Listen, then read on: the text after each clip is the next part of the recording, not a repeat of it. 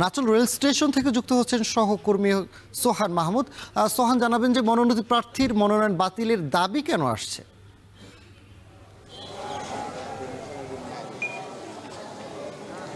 শানি, সকাল থেকে আমরা নাচল রেলওয়ে স্টেশনে অবস্থান করছি। আমরা এসে দেখতে পেয়েছি বেশ কিছু নেতাকর্মীরা নাচল রেলওয়ে স্টেশনের যে রেলপথ এটি অবরোধ করে রেখেছেন। তারা বলছেন চাঁপাইনবাবগঞ্জের 2 আসনে বিএনপির মনোনীত প্রার্থী আমিনুল ইসলামের মূলত মনোনয়ন বাতিল চান তারা বলছেন যে এখানে এর আগে আমিনুল ইসলাম মূলত সংসদ সদস্য নির্বাচিত হয়েছিলেন, তখন মূলত এখানকার তৃণমূলের যে নেতাকর্মী তাদের পাশে দাঁড়াননি। এমনকি তিনি মূলত এই চাঁপাইনবাবগঞ্জের যে গমস্তাপুর নাচল ভোলাহাট আসনটি রয়েছে এই আসনে বসবাস করেন না, তিনি মূলত ঢাকায় বসবাস করেন।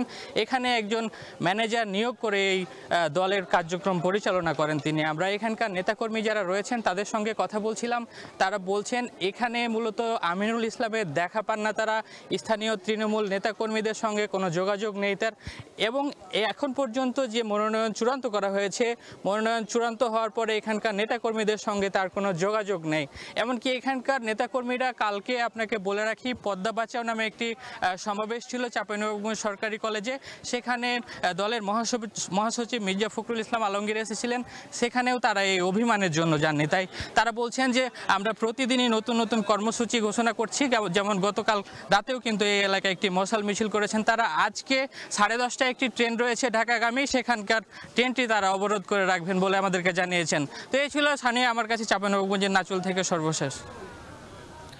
চাঁপাইনবাবগঞ্জ থেকে যুক্ত ছিলেন সোহান মাহমুদ।